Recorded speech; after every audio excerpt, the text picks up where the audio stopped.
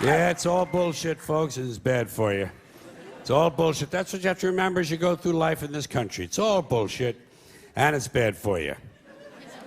Now, speaking of parents and speaking of bullshit, two ideas which aren't always mutually exclusive, by the way, I'd like to mention a special kind of bullshit that has taken hold in this country in the last 30 to 40 years. It's a form of bullshit that really only can be called child worship. It's child worship. It's this excessive devotion to children. I'm talking about today's professional parents, these obsessive diaper sniffers who are overscheduling and overmanaging their children and robbing them of their childhoods. Even the simple act of playing.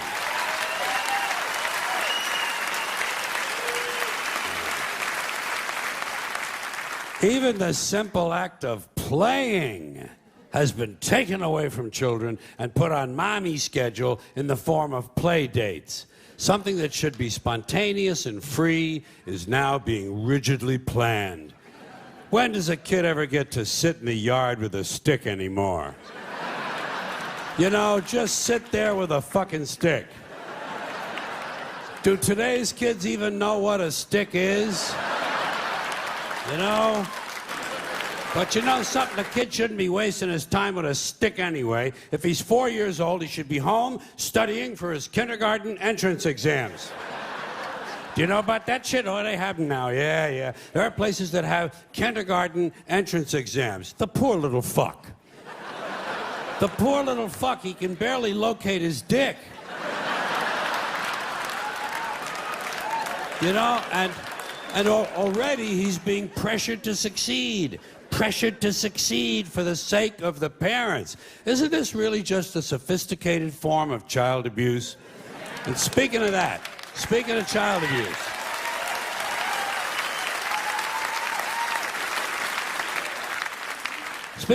abuse, next up, grade school. Grade school, where he won't be allowed to play tag because it encourages victimization. And he won't be allowed to play dodgeball because it's exclusionary. And it promotes aggression. Standing around is still okay. Standing around is still permitted, but it won't be for long because sooner or later some kid is going to be standing around and his foot will fall asleep and his parents will sue the school and it'll be goodbye fucking standing around. Yeah.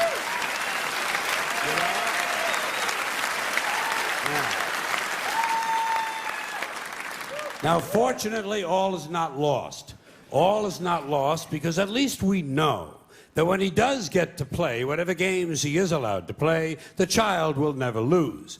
We know he'll never lose because in today's America, no child ever loses.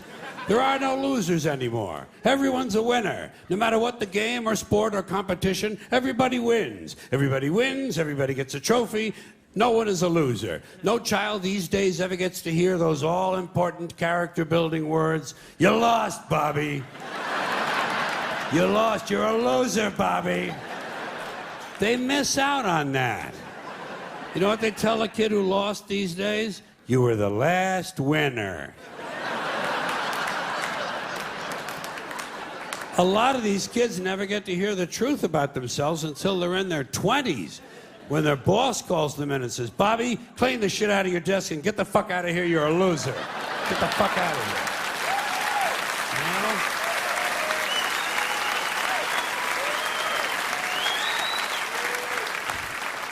Of course, Bobby's parents can't understand why he can't hold a job. In school, he was always on the honor roll. Well, what they don't understand, of course, is that in today's schools, everyone is on the honor roll.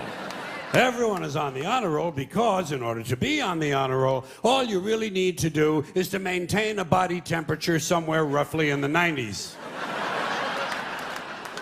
But we shouldn't be worrying about how he's doing at school because, you know, come summertime, he'll be off to camp. Yes, he'll be off to camp, but not to swim and hike and play softball. No. Today's child will be sent away to lose weight. He'll be sent to fat camp, or violin camp, or ceramics camp, or computer camp, or leadership camp, whatever the fuck that is.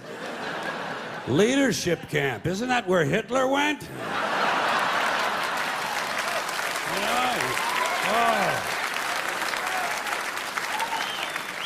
Specialized, structured summer camps.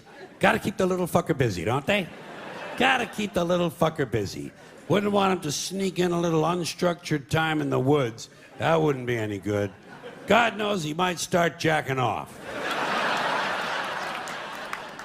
Now, all of this stupid bullshit that children have been so crippled by has grown out of something called the self-esteem movement. The self-esteem movement began in 1970, and I'm happy to say it has been a complete failure. Because studies have repeatedly shown that having high self-esteem does not improve grades, does not improve career achievement, it does not even lower the use of alcohol, and most certainly does not reduce the incidence of violence of any sort. Because as it turns out, extremely aggressive, violent people think very highly of themselves. Imagine that. Sociopaths have high self-esteem. Who would have thunk, huh? I love when this kind of thing happens. I love when these politically correct ideas crash and burn and wind up in the shithouse. The self-esteem movement revolved around a single notion. The single idea that every child is special. Boy, they said it over and over and over, as if to convince themselves. Every child is special. And I kept saying, fuck you.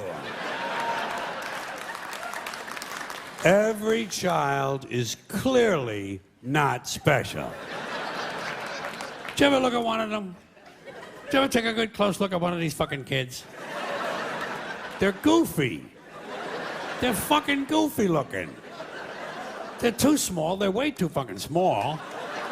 They're malapportioned. Their heads don't fit their bodies. Their arms are too weird and everything. They can't walk across the room in a straight line. And when they talk like I got a mouthful of shit. They're incomplete. Incomplete. Unfinished work. I never give credit for incomplete work. Now, P.T. Barnum might think they're special, but not me. I have standards. But let's say it's true. Let's grant this. I'm in a generous mood. Let's grant this proposition. Let's say it's true as somehow every child is special. What about every adult? Isn't every adult special too? And if not, then at what age do you go from being special to being not so special? And if every adult is special, then that means we're all special, and the whole idea loses all its fucking meaning.